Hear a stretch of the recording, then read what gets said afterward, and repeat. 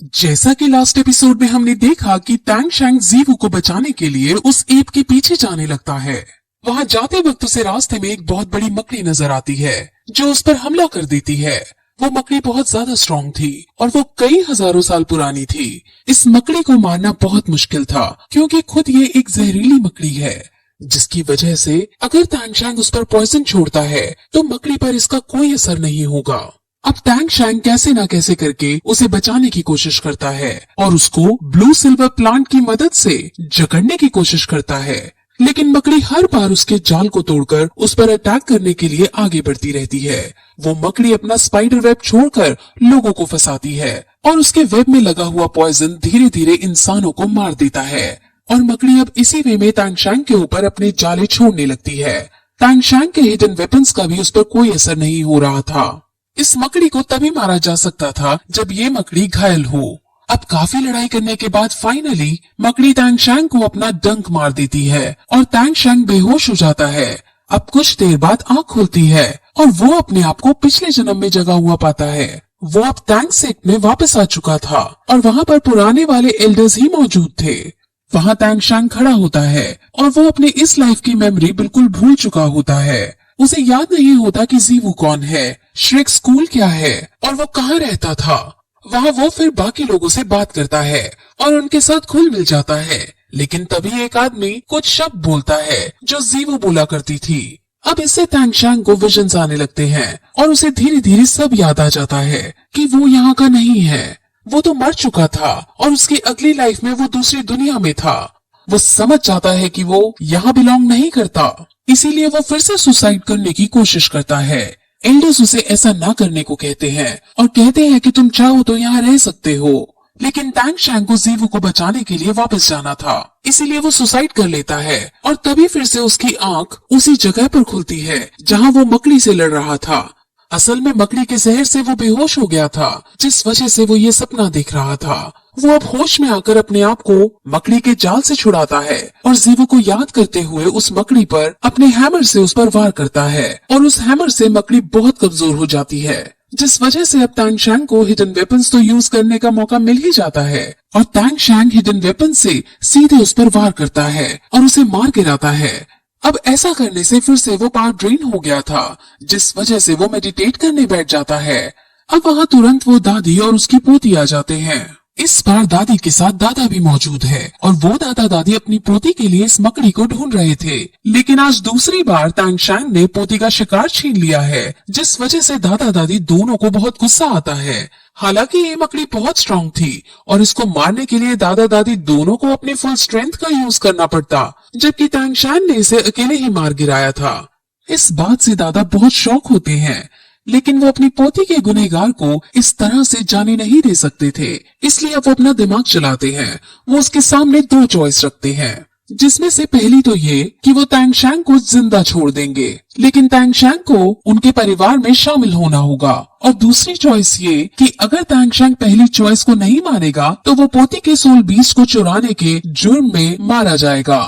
अब टैंग शैंग उनकी पहली चॉइस को मान जाता है, जिसमें वो लेकिन अपनी एक शर्त रखता है। वो कहता है कि मैं आपके परिवार में शामिल होने को तैयार हूँ, लेकिन आपको मेरे साथ चलकर मेरी मदद करनी होगी और जीवू को जॉइंट एप से बचाना होगा। अब जॉइंट एप का नाम सुनकर दादा दादी दोनों उसे मना कर देते हैं, क्योंकि जॉइंट एप बहुत ज्यादा शक्तिशाली था और सोल लैंड का सबसे बड़ा ग्रैंड मास्टर भी उसको नहीं हरा सकता था, इसलिए वो उसकी शर्त को ठुकरा देते हैं। जिसके बाद टैंग शैंग भी उनसे ये कह देता है कि अगर तुम मेरी शर्त नहीं मान रहे हो तो मैं भी तुम्हारे परिवार में शामिल नहीं होऊंगा।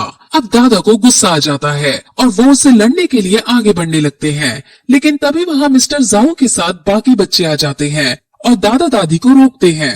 वो उनसे बातें करके उन्हें समझाने की कोशिश करते हैं कि टैंग शैंग ने अपनी जान बचाने के लिए इस मकड़ी को मारा था, लेकिन जब वो नहीं मानता तब मिस्टर जाओ दादा को अकेले में ले जाते हैं और उसे बताते हैं कि टैंग शैंग ग्रैंड मास्टर का डिसाइपल है।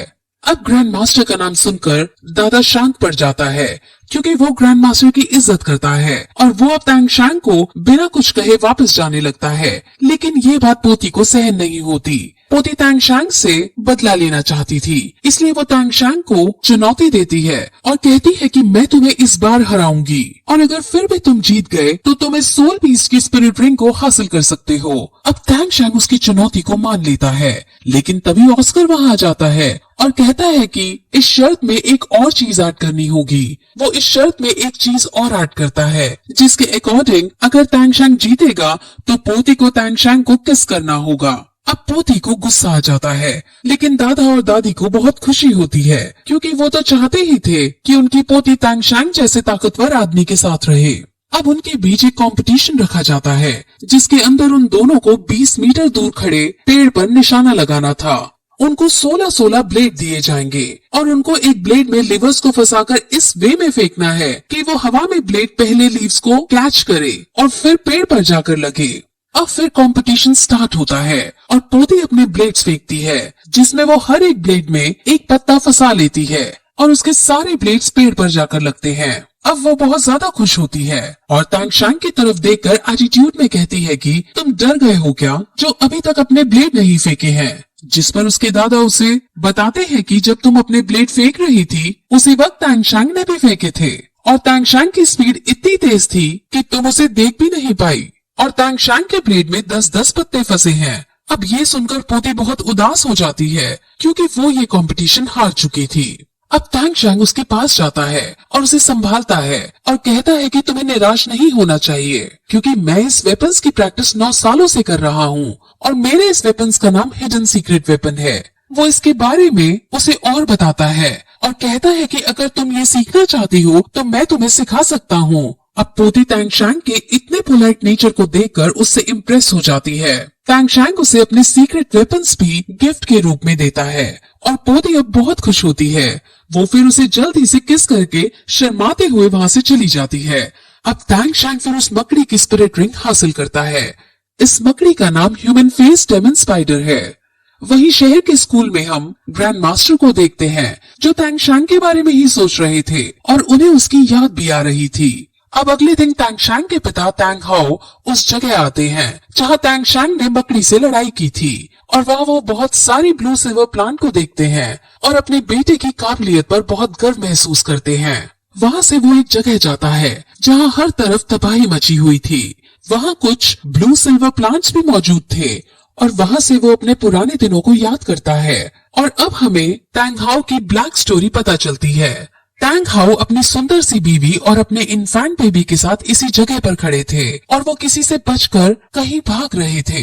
तैंग हाओ अपने हैमर का यूज करके अपने बीवी बच्चों को बचाने की कोशिश कर रहे थे। तैंग हाओ बहुत ज्यादा शक्तिशाली थे और वो अपनी बीवी को किसी भी कीमत पर बचाना चाहते थे। उसकी बीवी का नाम यिन है और उसके पीछे ग्रेट सोल लैंड मास्टर पड़ा हुआ है। तैंग हाओ अब उस सोल लैंड मास्टर से लड़ता है और तैंग हाओ उस सोल लैंड मास्टर को घायल करके अपनी बीवी को यहाँ से भाग जाने को कहता है, लेकिन सोल लैंड मास्टर फिर से उस पर अटैक कर देता है और वो अपनी फुल स्ट्रेंथ में उस पर वार करता है। लेकिन इस बार भी तैंग हाओ उसके वार से बच जाता है और फिर से भागने लगता है। लेकिन थोड़ी देर चलने पर अब वहाँ और भी सोल लैंड मास्टर आते हैं और वहाँ अब उन सोल लैंड मास्टर को आदेश देने वाला आदमी भी आ जाता है जो पूरे कॉन्टिनेंट में सबसे ज्यादा ताकतवर इंसान है। वो उनसे कहता है कि तुम दोनों ने एक दूसरे से प्यार करके अच्छा नहीं किया क्योंकि ये भगवान के नियम के विरुद्ध है। जिस पर तैंग हाओ ये कहकर उसकी बात को इग्नोर करता है कि तुम कौन होते हो जो हमें भगवान के नियमों के बारे में बताओ।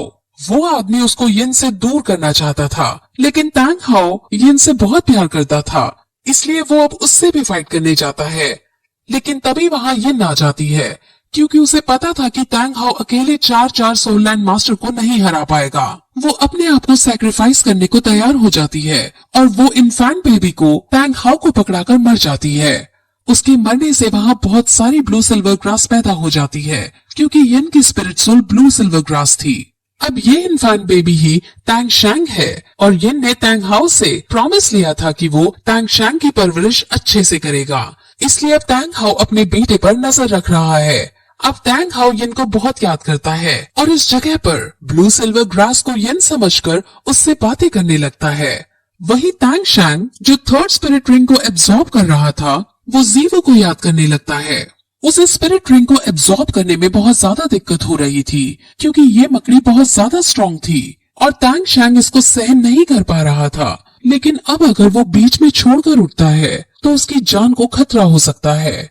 तभी वहाँ सीवू भागते भागते आ जाती है और उसको जिंदा देख सब बहुत ज्यादा खुश होते हैं। वो उनको बताती है कि एक काऊ रोर के सुनने से वो जायंट एप नर्वस हो गया और उसने अपने आप मुझे छोड़ दिया।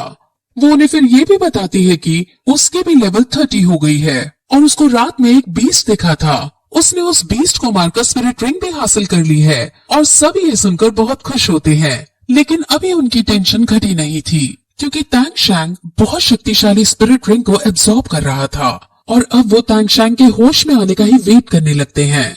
वहीं दूसरी तरफ ग्रैंड मास्टर अब श्रेक स्कूल के डीन से मिलने आते हैं और वो दोनों तांग शैंग के बारे में ही बात करते हैं और ग्रैंड मास्टर अब तक जो भी कुछ हुआ उस बारे में सुनता है तो वो समझ जाता है कि मिस्टर जाओ को तांग शैंग के पिता तांग हाओ ने ही पीटा था और फिर वो तांग हाओ का बैज उन्हें दिखाता है। अब फिर हमें तांग शैंग को दिखाते हैं जो स्पिरिट रिंग को एब्जॉर्ब कर रहा था और फाइनली वो इसको एब्जॉर्ब कर लेता है जिसे देखकर सब बहुत ज्यादा खुश होते हैं। लेकिन तभी तांग शैंग म्यूटेट होने लगता है और उसकी कमर में से मकड़ी जैसा पैर निकलने लगता है। मिस्टर जाओ समझ जाते हैं कि एब्जॉर्ब करते वक्त मकड़ी और ये म्यूटेट हो गए हैं और अब सिचुएशन वर्स्ट होने वाली है। अब ये सुनकर सारे बच्चे डर जाते हैं और इसका सोल्यूशन पूछते हैं जिस पर मिस्टर जाओ सिर्फ एक ही सोल्यूशन बताते हैं कि उन्हें सिर्फ वेट करना होगा।